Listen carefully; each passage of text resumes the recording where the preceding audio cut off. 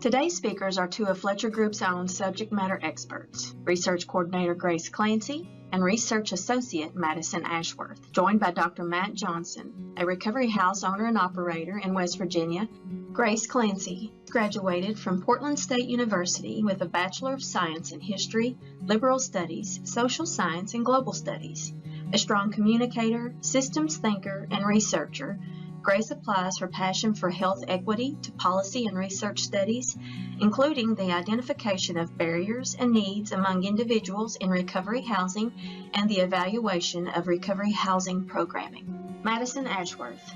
Among other duties, Madison has studied the impact of COVID-19 on recovery housing, assessing the recovery landscape in Idaho, and evaluating the various factors affecting recovery success. While pursuing a PhD in economics at the University of Wyoming, she focuses on understanding the implications of behavioral policies on public health outcomes. Matt Johnson. Dr. and Pastor Matt Johnson oversees a growing sober recovery program from his Suncrest United Methodist Church in Morgantown, West Virginia. He currently works closely with the Fletcher Group Rural Center of Excellence to enact best practices, including a new effort to collect and analyze data to improve facility efficiency and program effectiveness. Keenly aware of the need for additional recovery housing, he envisions a statewide network of recovery houses built with the help of community and church leaders throughout West Virginia. Grace, Maddie, Matt, the floor is yours. Wow, so thank you all for coming out here today and attending. It's so great to have you with us. So we created this webinar because our clients kept telling us that they wanted to get a better understanding of resident outcomes in their houses, and they wanted to do it in a more comprehensive way than collecting testimonials, which are still great. And many folks were interested in doing this because they just, reaching out, they didn't quite know where to start collecting outcomes, and they were understandably overwhelmed. Sometimes they wanted resident outcomes data out of a general curiosity and passion for their work, or because they wanted information to kind of show for funding applications or in addressing NIMBY issues. So Maddie and I are going to talk today about how your house can benefit from tracking outcomes and what you can collect to get started. Then we'll transition to our colleague, Matt Johnson, who will talk about his experience tracking resident outcomes in his recovery house. So the why. Evaluation data can help you identify key areas for improvement. It can also be used to show your residents their progress and empower them in their recovery. It's also great to include on funding applications. You can't avoid that. And we'll also go into detail on what specifically you can track. And many of you are doing this on some level, which is wonderful. Information that we'll cover can include basic information like absence from substances, employment status, and recovery capital. We'll also provide tips on how to collect and store your data. And finally, we'll offer various ways that you can put your data to work. Next slide. So before we get things kicked off, we have a polling question for our guests. It is, are you collecting outcomes data? Just kind of get a sense of our audience.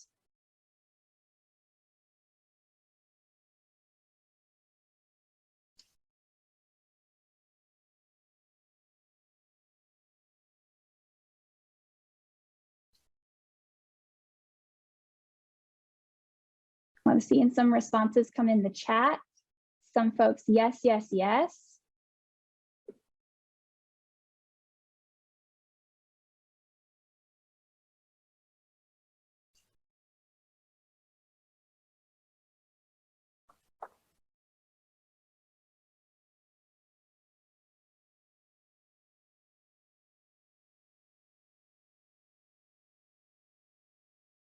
Oh, it looks like we have results here for you. So 59% of you said yes, you are collecting outcomes, which is really great. 28 of you said you're not collecting outcomes, and 13% are unsure. So We're so happy to see a mix of that. That's kind of what we expected. So we hope there's a little bit for everyone here that they can benefit from. So thank you for taking the time to vote.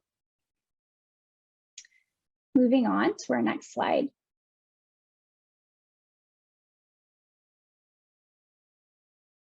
Thank you.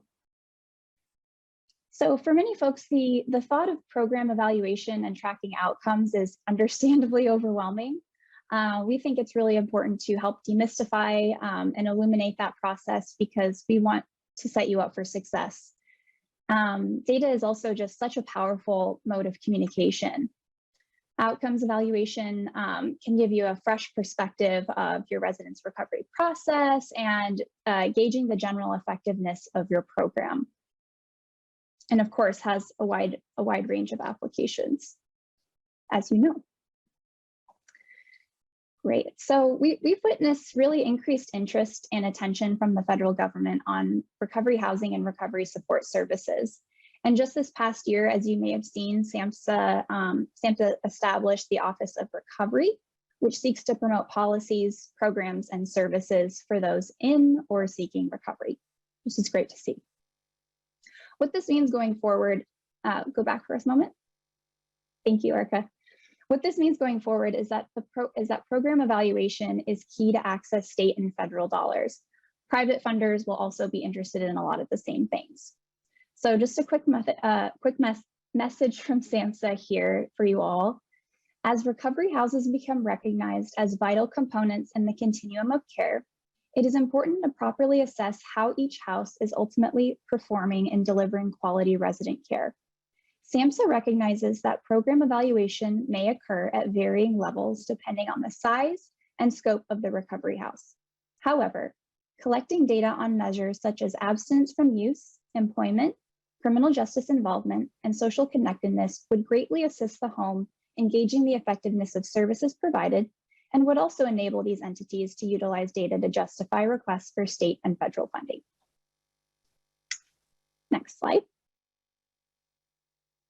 So in the following slide, we're gonna kind of break down what exactly you can collect to get started.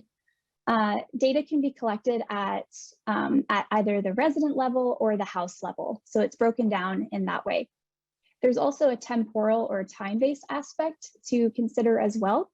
Some information only needs to be collected once, such as demographic information at intake, whereas others will change over time. So that's just something to keep in mind as we move forward. And as this slide suggests, data can be collected at intake, at various points during their stay, upon exit, and post-stay, or for your alumni. Next slide. So now you'll see a big list of things you might consider collecting. Many of you are probably tracking items on this list already, and that's great. Just to mention that these are just examples of things for you to consider potentially. Every recovery house is different in the population that they serve and the programs that they have. So, you know, your evaluation is not going to look the same as another recovery house, and that's perfectly fine and good. So an example of what you might collect at intake would just be some demographics and general history, which you're probably already doing. But standardized assessments are also good to collect to get that baseline information for the folks entering your house. Standardized assessments such as the brief assessment of recovery capital, listed on this slide as the BARC 10. It could be really helpful to see residents' recovery capital improving over time. We know that recovery capital is positively correlated to positive resident outcomes, so that's just why it's a valuable tool to look into. This can be collected at intake, at various points during their stay, and upon graduation. It's worth considering using validated and standardized instruments because they've gone through a very specific and rigorous scientific process that to ensure essentially that they're measuring what they are in fact wanting to measure. They also bring an elevated level of legitimacy and rigor to an overall well-rounded evaluation.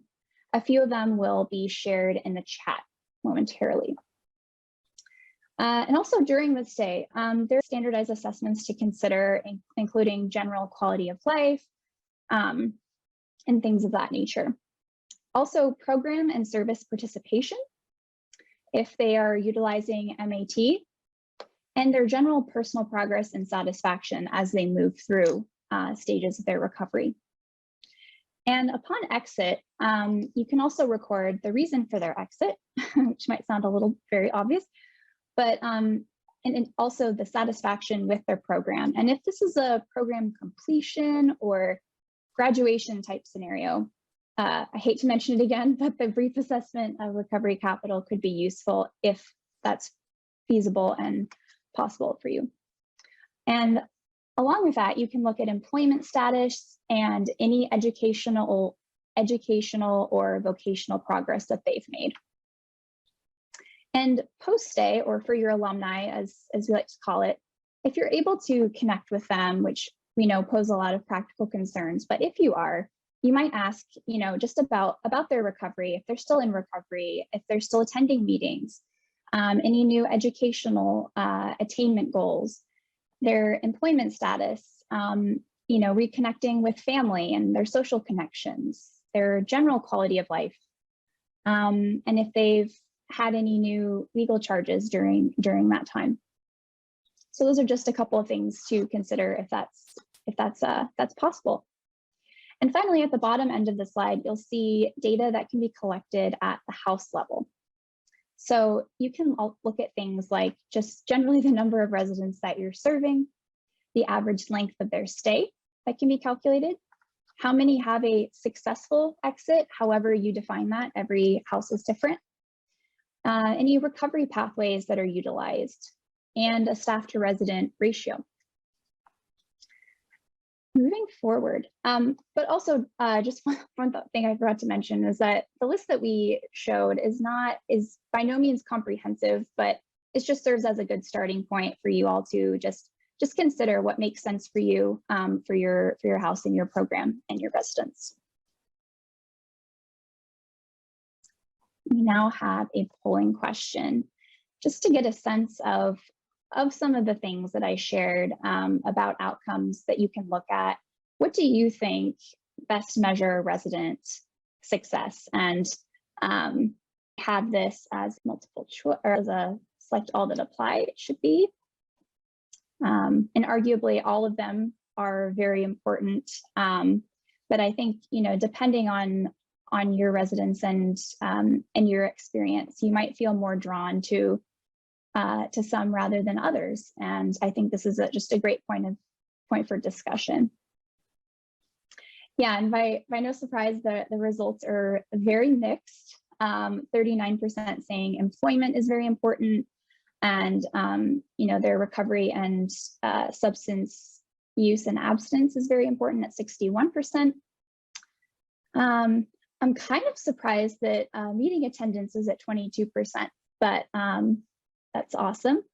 And recovery capital hovering at around 6%, or 50%. So I think that one also really encompasses quite a few things in it. So that's a pretty good catch-all to be looking at. So that's great. And now I'll hand things off to Maddie, who will talk to you all about collecting and using data. Thank you. Thanks, Grace. So like Grace said, I'm going to be giving you guys a brief overview of some tools to collect data and how you can use your data before handing it over to Matt Johnson.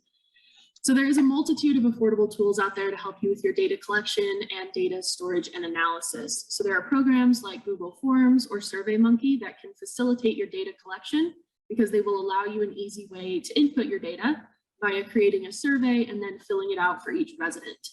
Then if you want, you can export your resident data into a spreadsheet for any data analysis that you'd like to do. There is with these tools some upfront time commitment, as you do have to decide the questions you want to ask and actually set up that survey to flip through, and some possible financial commitment depending on the software you use. If you are comfortable navigating a spreadsheet or you already have an existing one set up, I know a lot of you said you're already collecting outcomes data, so you might have a system already set up for this. You may want to skip those survey softwares like Google Forms and SurveyMonkey and use either Google Sheets or Microsoft Excel to build a basic data shell that will serve as a space to enter all of your data and analyze it. So in a data shell, what you do is you create variable names or short names that represent the questions you're interested in your residents, and then you create codes for the response options. So for example, if you're interested in the marital status of your residents, you may have a question that you ask your residents, what is your marital status? And you'll have response options being A, married, B, single, C, widowed, and D, other. Your variable name would then be marital, and your code for responses would be A, B, C, and D. So setting up a data shell like this really makes it easy to quickly tabulate the number of residents you have that are married in your recovery house, or if you're going to be providing your data to a statistician or a partner with a research group, having the data in this form will make it really easy for someone else to come in and analyze as well.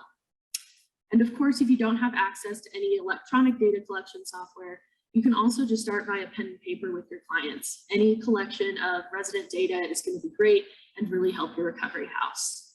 Next slide, please. So with that, we've given you a little basic overview of what to collect and kind of how, but now we want to pivot a little bit to how your data can actually serve your recovery house. And there's a ton of ways that you can use any kind of resident and house data. And a lot of these can be done with really simple data summarization and analysis tools, almost all of which can be found in programs like Excel. And of course, if you're interested in more complicated analysis, it may be beneficial to reach out to a university or a researcher to partner with. So if we jump into some of these potential uses, starting with process improvement, when you collect outcomes data, you're going to be able to look at the programs that your residents are involved in and their recovery success. So in analysis, you may find that residents who participate in certain programs, say a job training program, are more likely to be successful, however you define that, in their recovery. So if you're collecting this outcomes and resident data over time, you can also see time trends in your data that you can use to see how different programmatic changes might have affected your resident success. So for example, your recovery house may have implemented a new intake process. And so when you've collected your resident data over time, you can compare your resident outcomes before and after that new intake process was started to see how that process changed how successful your residents were. And then your data can also be used to show residents how far they've gone during their time they've been at your house. So this tool can be used to encourage residents to take a next step in their recovery journey or reflect on kind of how far they've come and empower your residents in their recovery. We also know that data can be used to help tailor your services to particular residents. So when you collect data, you may find that certain programs work best for certain types of residents. So say your recovery house is offering a smart recovery session curriculum, and you find that smart recovery tends to work better for younger individuals in your house. And with that knowledge, you can tailor your programs to ensure those that would most benefit from certain programs are actually getting connected and reaching those services and programs. We also know that resident data can be really useful for funding applications and to obtain certification. We all know that getting funding through grants and federal and local governments can sometimes be a pretty time-consuming and sometimes overwhelming process. And so any kind of data that you have showing how successful your house is will go a really long way in supplementing any kind of funding application that you're submitting. Similarly, some of the certification and accreditation requirements for these public funds may require some proof that your house is successful and really helping residents. And when you've already started collecting these residents and house data, it's really easy to kind of provide that proof. And then finally, your outcomes data can be really helpful with community engagement and advertising. So it's important to show your local community exactly what you're doing and why what you're doing matters to the community. So oftentimes this can go a long way in preventing NIMBY, like Grace mentioned, or not in my backyard beliefs. Through engaging with your community and showing them your house's outcomes, you actually may be surprised at how many allies you have within your community. Sometimes they just need to hear about what's going on and what you're doing. We often hear the phrase, let the data speak for itself, and that's really going to hold true for both community engagement and advertising. If you can present your outcomes and your resident data and show your proven track record of success, then you're really going to be able to inform prospective residents, families, and recovery professionals about your program and exactly why it works. Next slide, please. So now we have a polling question for you. So of the uses we kind of just discussed about your data, which one do you think is most important to your recovery house? Or for those of you collecting outcomes data, what are the uses you're using that data for? And if you could select all that apply, of course, data can be used in multiple different ways. So you may be using your data for all of those uses.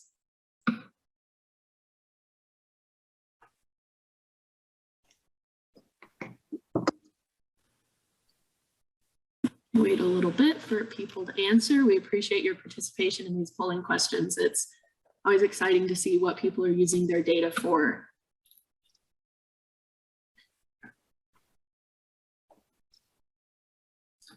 All right, so it looks like funding applications are the #1 use of data, and that's expected, of course. Applying for funding is a really big part of keeping a recovery house up and running.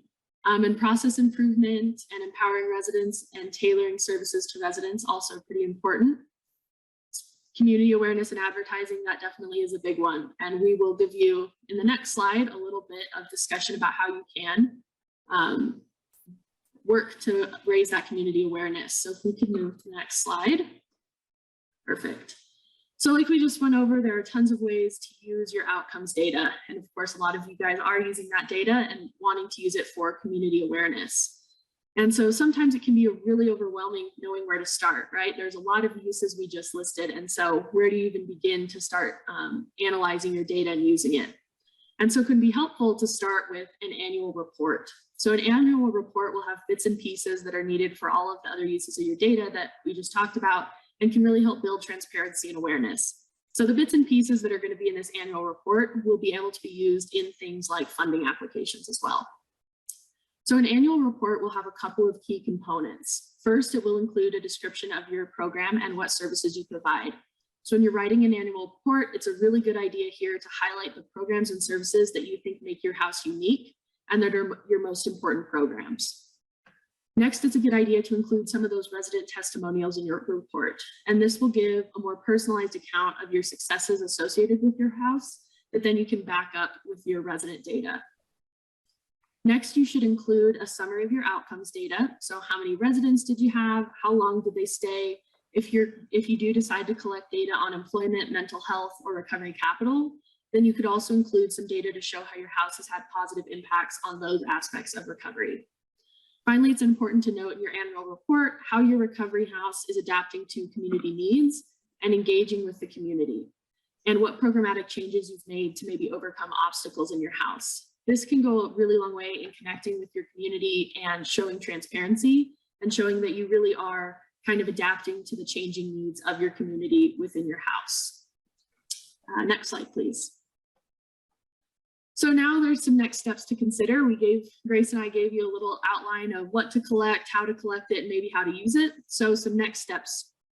Well, first, if you're not collecting any outcomes data, start developing a strategy to collect that data.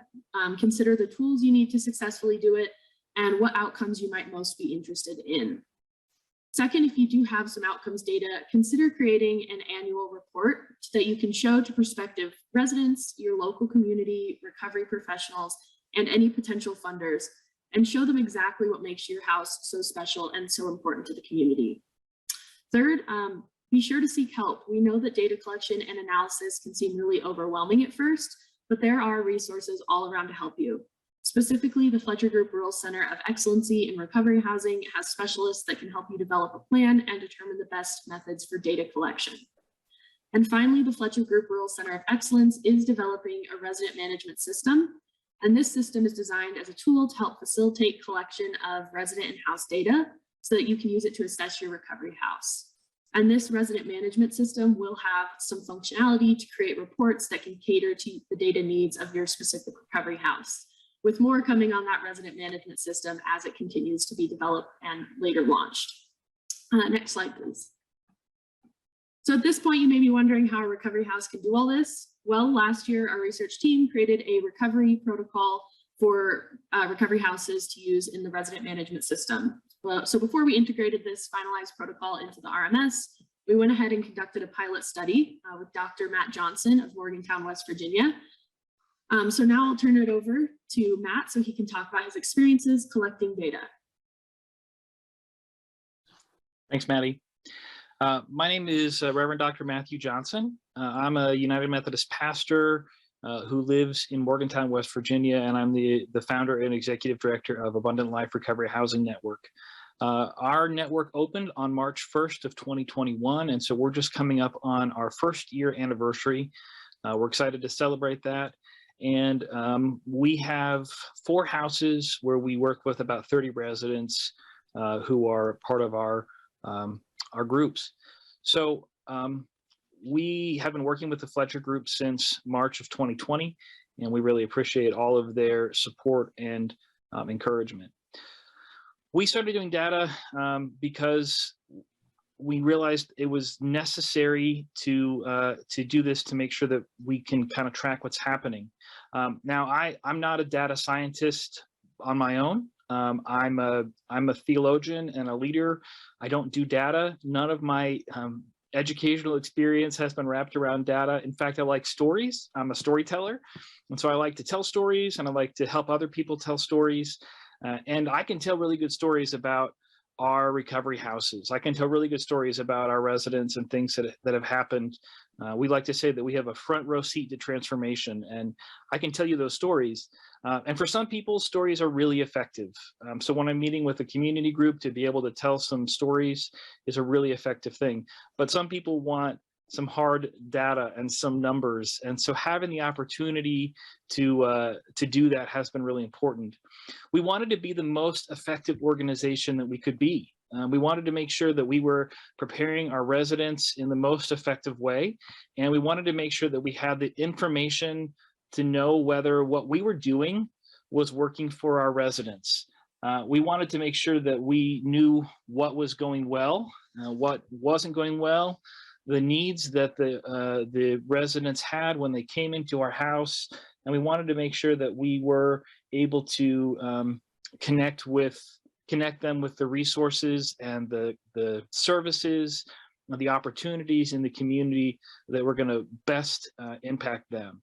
And so we began to collect data so that we could get that kind of picture. We could get a better snapshot of who our clients were and what we needed to do to be the most effective organization. One of the benefits too of collecting data has already been mentioned, but you know as well as I do that when you start a new organization or when you're talking about recovery housing, sometimes you can get a raised eyebrow. As a new organization, people wondered whether we were whether we were kind of a legitimate organization, and having data to back up the legitimacy of our organization and to make sure that we could show people that we weren't a shady organization that was just trying to take advantage of our community, but instead really benefit our community, was an important part for us. So one of the reasons we did this, you can move to the next slide. One of the phrases that I like to use is we get what we count. And when we can pay attention to different things, when we can count different things, when we're aware of what it is we're looking for, those are the outcomes that we often get. And so making sure that we were deeply connected to the things that we needed to be aware of, making sure that we were connected to the things that our residents had experienced was one of those important things. Making sure that we could get what we count, I think, is one of those pieces that's been really beneficial to us. We don't know what we don't know until we stop to ask. So you've probably heard this before. There are the known unknowns and the unknown unknowns. There's a lot of things that I realize I don't know, but the things that scare me are the things that I don't know that I don't know. The data helps fill that in for us. And so it helps us understand what we actually don't know. It helps kind of pay attention to the questions that maybe we aren't asking. It helps us pay attention to the things that we should be aware of, even if we're not immediately aware of what those things are. And so the data really helps us hone in on the things that we need to be aware of, that our residents have experienced or are experiencing. And it helps us pay attention to what those things are so that we can be more proactive in our programming and in our planning.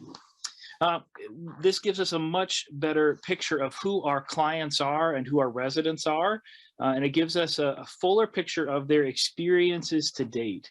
So as we collect data about their experiences, both in their attempts for substance use disorder, to find recovery and to kind of take those next steps, as we collect data about some of the experiences, whether it's adverse childhood experiences that they've had that we can be aware of, so that we can kind of help create a buffer around some of those things. We can be aware of the experiences or the job experiences that they have, the educational backgrounds that they have. This gives us a better picture of who our clients are. I think as we partner data with the actual engagement with clients on a day-to-day basis, those two things work really well together. Those two things work hand in hand. So they give us kind of this different picture and this better kind of snapshot of who our clients are. And that's been something that we have appreciated. And probably for me, one of the most important things is we get to judge whether our program is working and being the most effective. We get to judge whether what we're doing is working well for our clients, and whether we need to do something different, whether we need to change, whether we need to focus in a different area. That's important information so that we can continue to make sure that what we're doing works really well for our clients. One of the things that's interesting, and that I found to be really interesting, is that when we talk to our clients, there's times that my residents will say to me, "This is the most successful I've ever been in my recovery. This is the most successful I've ever been in a sober living environment." And I can say, why? And that's what I want to know. What about our environment? What about our community? What about our program has helped? And sometimes they can't quite put the answer, put their finger on it. They can give me an answer, but you can tell they're trying to figure it out too. Sometimes the data can help us look at why our clients have been the most successful, and what is it this time in this journey of recovery that has been the most effective for them. And so it helps us kind of pay attention to what we can do that allows us to be the most effective in our work. Do you want to move to the next slide? We've learned some things. One of the things we've learned is there are some challenges to collection. We're a small organization. Like I said, we started in March of 2021, and I am the chief cook and bottle washer. I do just about everything. And so giving some of these things away and learning and training other people how to collect this data and how to do it has been a challenge. Sometimes it's a challenge to pin residents down and to say, "Hey, I really need you to sit down with me and to do this data collection." They're suspicious. Sometimes it feels like there are other things that are really pressing. And so creating time and space to do this has been important, but it's not to say it's not going to be challenging. And you have to decide what data you need and what data is going to be helpful to your organization, so that you can make sure you're collecting that and make sure that you're being aware of that. There are real challenges to how we do this. We learned that recovery capital really matters. So as Grace mentioned, there's the BARC 10, the recovery capital assessment form. We've used that and have found that to be a really effective way to help our clients predict whether they're going to be successful, to help our clients figure out where they need to grow, to help them figure out what areas they need to focus on in their recovery journey. We've learned that is a really fundamental piece to how this happens. And I would encourage you to really tap into that idea and to think about how we help our residents grow in that area and grow in that way of doing things. That recovery capital piece has been very important to us, and really gives a lot of shape to the way that we think about our programming and how we connect residents to community experiences. How we present what we're doing to our residents makes a difference. I've had some residents really kind of give me a funny look when I say that we want to do an assessment. I think sometimes my residents think that I'm going to give them a test, and I'm not giving them a test.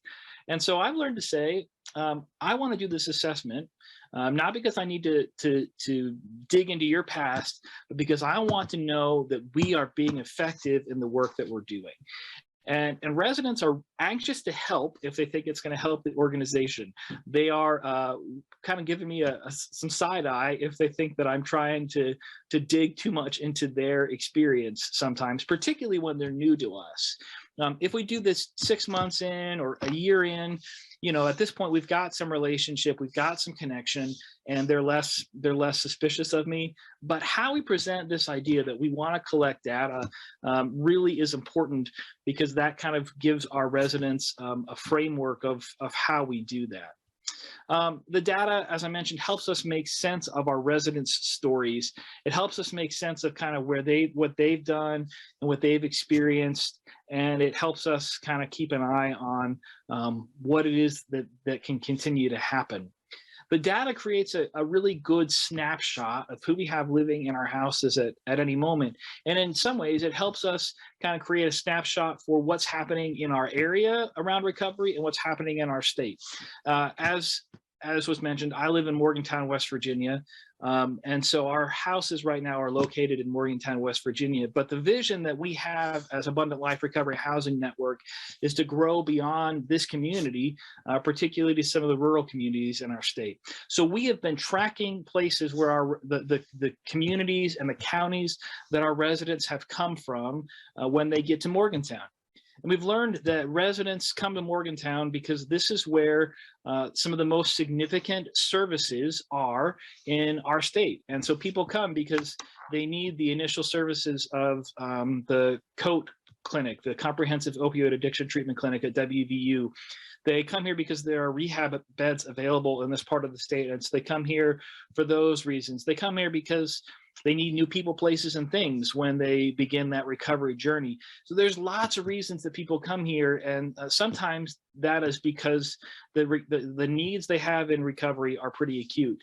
But they also want to return to those places where they've come from. They want to return home. They want to return back to some of the rural counties where they can connect with their family and where they've grown up, where they're the most comfortable. And so we're seeing ways that the data has shown us that our residents are coming to us needing some initial support, but we also need to think about ways we expand into other counties to continue to offer some support and services for our residents as they move forward.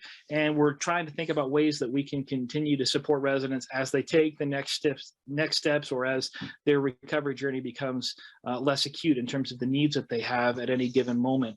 So that's an important piece for us, and that's been important data, and it shows us some of the ways that we can operate well in our region, but also some of the ways that we want to continue, and some of the places that we can continue to dream about expansion and next steps. Those are some of the things that can happen. One of the greatest benefits to data on a resident level is being able to help our residents see the places where they have experienced growth and change. Many times when I meet a resident who comes in on day one and I see them 6-9 months later, we've got some residents right now that are coming up on being in our home for a year. We have a residents that moved in March 1st of 2021, and they're still with us and excelling and growing.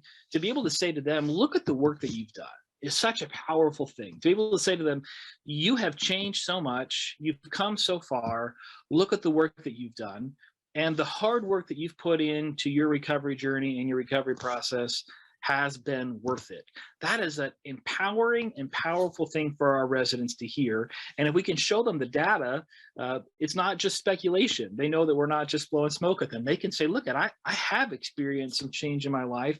I have experienced some new opportunities that I never thought I would have. And that is a really, really powerful thing to be able to share with residents. And so that's an absolutely a benefit to how we do this. If you want to go to the next slide. So we learned that our outcomes help show us whether we're on the right track, and that's one of the reasons that we've done this. One of the things we've recently started to incorporate is a bi-weekly check-in, and as our residents get more used to kind of doing assessments, and as we get more used to helping our residents do those assessments, these bi-weekly check-ins kind of check where residents are in terms of cravings and the things that they're seeing that they're struggling with, and where they're at in terms of step work, how the house is operating. And so it helps them judge whether the relationships in the house are being effective, and it helps me identify whether there's a cultural issue in our house before we even begin to see it bubble to the surface. We can begin to kind of catch those things and nip them in the bud. So this shows us whether we are on the right track with our residents and whether our programming continues to move in the right way and be the most effective and helpful. We use this data to help our community see the big picture of who we are as an organization and the impact of our organization. I'm really proud of our organization. I think we do really good work, but to be able to back that up and to prove that to people has been really positive. So when I sit down with community leaders, when I have an opportunity to sit down with people who are part of our state Senate or U.S. Senate or, Congress. And that's one of the things I do is I try and make sure that our elected leaders and our city and county leaders know who we are and what we're doing. It can say to them, we're making a difference in this community. We're making a difference in Morgantown and in North Central West Virginia. And you can support that. And we want you to support that. We want you to support that with just kind of your support, but we also want funding. I was applying for a grant this past week and used some of the things that we've gathered and some of the things that we've learned to try and show to our granting organization that we are a legitimate organization that's really seeing results in how we do things. We've got an introduction document that we've kind of put together. We haven't put together our annual report yet because we haven't been open for a year yet. But we have an intro document that kind of highlights some stories, some data, some testimonials, some dreams about how we hope to do things. We hand that to folks we meet in our community, business leaders, city council members, county commission folks, regional leaders, to say, this is who we are, and you can see that and understand that right up front. And it gives people a really nice snapshot of what we're about. So that's some ways that we've implemented that, and some ways that we're working on that, and some ways that we've seen it to be really beneficial to us. And I think we're going to move to Q&A at this point. Thank you so much, Reverend Dr. Matt Johnson, Grace Clancy, and Madison Ashworth. This was wonderful information. So everyone, the floor is open for Q&A. If you would like to go ahead and post some of your questions. I know there has been one question posed by James Phillips. There's been a little bit of conversation about it, but I'd like to uplift it so we can engage the entire audience and our entire panel to weigh in. So James Phillips asks, many data collection systems have reams of data sets, but it's often difficult to visualize the data in an aggregate in a way that's actionable. Do you have any recommendations on data visualization tools to make the information more meaningful to the community? I will open that up to our research team floor. Well, I can go ahead and take a first stab at that, and then Grace can jump in if I miss anything. But I would suggest using softwares like Excel. Excel can do a lot of visualization, and it has a ton of resources online to kind of walk through how to set up that visualization. There are also a lot of free online softwares that you can upload kind of portions of your data to. So ones that I know of are Chart Studio and Raw Graphs. There are also others, I think, that's mentioned in the Q&A, like Tableau. And one thing I would just note when you're looking at those free softwares is just to be cognizant and careful of what happens to that data when you actually upload it and use their free software. A lot of those free softwares, when you do upload data to them, it can be made public. It is a public data set at that point. So if you're willing to pay for some of those data visualization softwares, they work out really well and they're very user-friendly. But if you are using free versions of data softwares, just be careful about what the data use agreements are with those. So I would suggest if you have Microsoft Excel, you can do a lot of simple visualization with that. And I do believe the resident management system that the Fletcher Group is working on will have some data visualization options as well. So that's great, Maddie. And just to kind of tack on to that, I think visualization and how you present information is really important. So I'm glad that this question came up. And along with the tools that Maddie mentioned, I think thinking about the audience that you're showing that information to, and what do they really need to know, what any misconceptions they may have, or what would be most persuasive. So I think it's in a sense, it's less about how it's presented and more about what is presented. But I also think there's opportunity for the visualization part as kind of the aesthetics of it as a whole, to look into tools like, Canva or other types of templates that are out there to just make the overall package that you're presenting to someone cohesive and professional and polished looking. Thank you all very much for that. I also see that our CEO, Dave Johnson, and our Director of Research, Robin Thompson, have joined for Q&A. So if there's any further input you all would like to make on that, I'll open the floor to you all before we move to the next question. This is Dave Johnson, and I might just add that graphics are often pretty effective in terms of visualizing the data. You can show the percentage of residents that have been engaged and retained in the house over a period of time. You create some timelines along that graphic as well. So showing the degree of change from when the person enters the house to when they're leaving the house, and when maybe even as alumni, 6 months later is really effective. So you want to show that kind of that trend over time of how an individual entering your house responds over time in their recovery journey.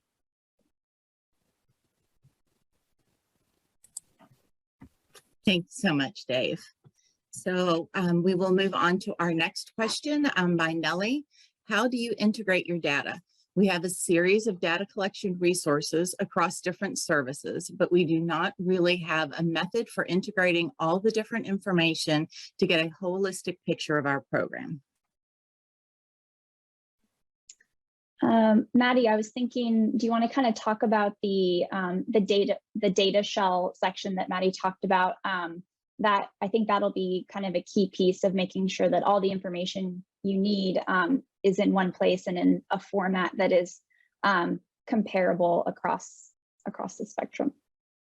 Yeah, definitely. So yeah, when you set up kind of these bigger data shells, you can integrate multiple kinds of surveys in that data shell, and you can track kind of what resident may be answering or associated with these different outcomes, either through asking them their name and keeping track of that in your secure data shell. Of course, when you do that, you want to make sure you have those data security measures if you are asking that identifying information. But if you want to make your data de-identified as well, you can assign your participants IDs within your house. So they're kind of anonymized IDs that only you or a handful of your staff know about, connecting them. So that way you can use that ID to track the different data and different outcomes that you're tracking across those different services. And so when you have that all in kind of a data shell, it's very easy to look at that one participant ID and all the various outcome measures that you would be asking across those services. Yeah, and along with de-identifying that, because that's really important if you have multiple individuals who are participating in data entry, you may not want everyone to have the same level of access to all that information. So you can go into Excel and look at some of the data controls where you're able to hide different columns and lock them so that that isn't visible to everyone.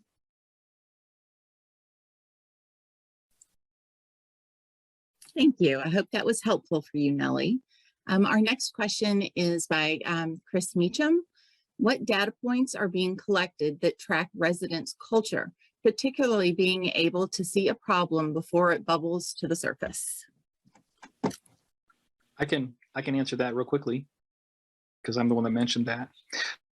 We do these short surveys with residents every 2 weeks or so, and we ask a series of questions that are from a strongly disagree to a strongly agree. So kind of five different answers: strongly disagree, disagree, neutral, agree, or strongly agree. And we ask things like this: I can trust residents in the program, or these are the statements we use. I can trust staff in the program. I feel others in the program are working to help me. I feel others in the program understand me. I respect others' views. I feel I can count on others in the program. I feel I'm working together with others in the program on my recovery. I feel safe in this program, I feel hopeful. Those just kind of help us figure out how things are going in the house. That's something that we let people fill out anonymously, again, because I think it's important for people to be able to give an honest, but those statements, if you're getting a lot of disagrees when it says, I can trust staff in the program, then I probably need to talk to my house manager, right? If we're getting a lot of disagrees that people don't feel hopeful, we need to figure out what's happening under the surface that's causing people to feel that way. So that's a really helpful metric for us. Matt, thanks for sharing that. I'll say that we're using a similar set of questions. I think maybe, Matt, I'm not sure those are the same ones that we're developing in terms of an alliance measure. So in therapeutic services, alliance is one of the most critical factors. And there's not been one that really has addressed recovery housing in that sense. So we've been working to develop that instrument and develop the validation for it. And that's currently underway. So that will be, I think, an important tool for recovery housings to assess that resident culture and that degree of trust and interaction between an individual, the other residents, as well as the staff.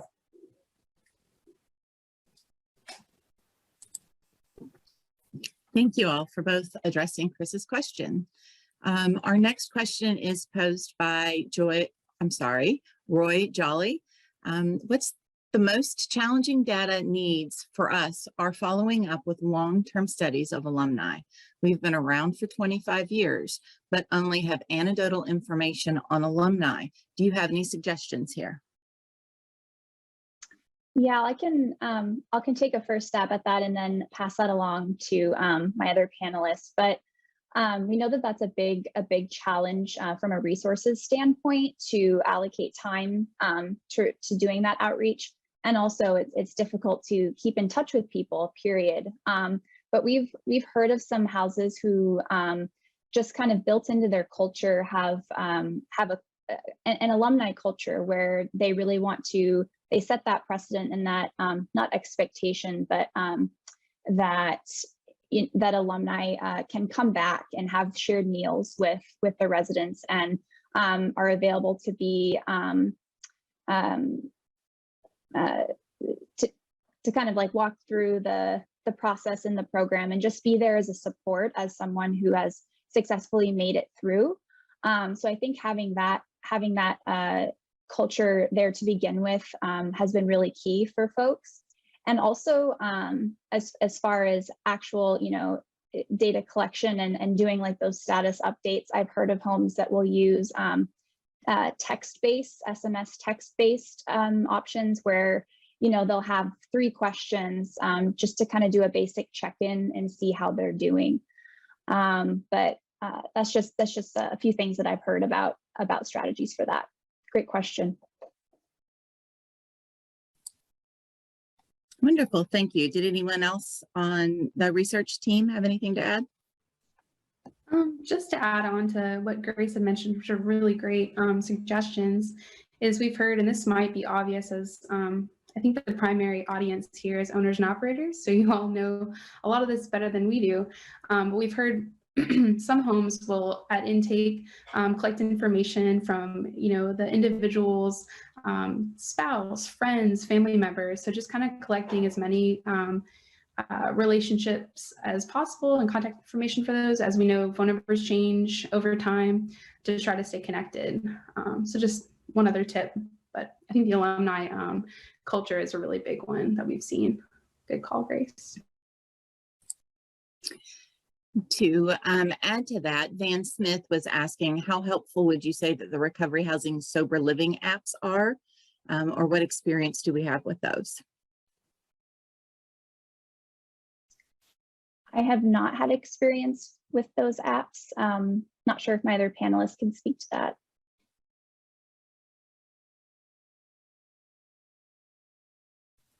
I also have had no experience with those apps. I don't know, Robin and Dave, if you guys have any, or Matt. I hadn't even thought about it. I was sitting here Googling them as to look up what was available. I hadn't even thought of that being an option, to be honest. So that sounds like maybe something us as Fletcher Group need to look at a little more closely. So thank you, Van, and keep checking back. And hopefully we'll be able to answer more of that in the future. So we are still open. We've got a few more minutes. If anyone has any more questions they'd like to pose in the Q&A. If not, you all had mentioned applying for funding, and that did appear high in the polling as well. Would you be able to share any information on how long a house should be collecting data before they can utilize this when applying for funding?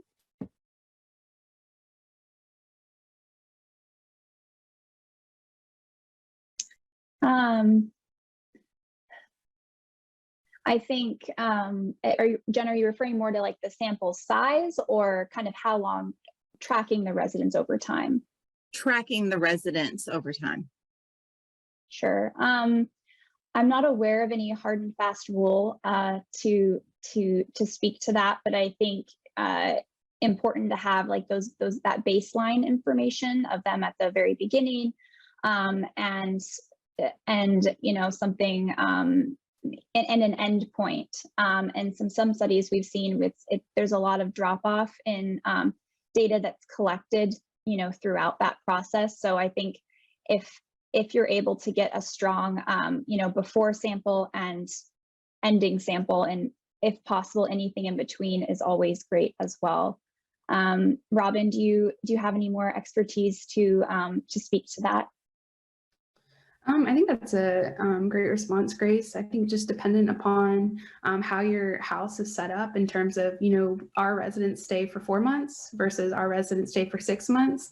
And maybe that drives the data collection period. So as Grace mentioned, an intake is really good to see kind of baseline characteristics that you're interested in, such as the recovery capital, the BART 10. And we talked about Grace had talked about the BART 10 as it's like the brief version of the larger assessment of recovery capital. So it's an easier one to you know, ask of your residents, only 10 questions. So at intake and then at various points in time. So that might be 6 months, and then that might be 12 months. So you can kind of look at that change in recovery capital for your residents at 3 various time points. So you can see, you know, what did my house do for my residents?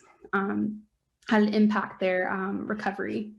So I think, yeah, it seems to be variable, but I think the audience could probably speak more to that with their experience for applying for funding. So I wish we could have everyone speak, like the audience, to chime in on you know, what they've seen with funding applications as requirements. Thank you all so much. I appreciate everyone's input today. I know we are running close on time, and we do not have any new questions posed in the Q&A. So, you know, as always, please stay tuned for our other webinars.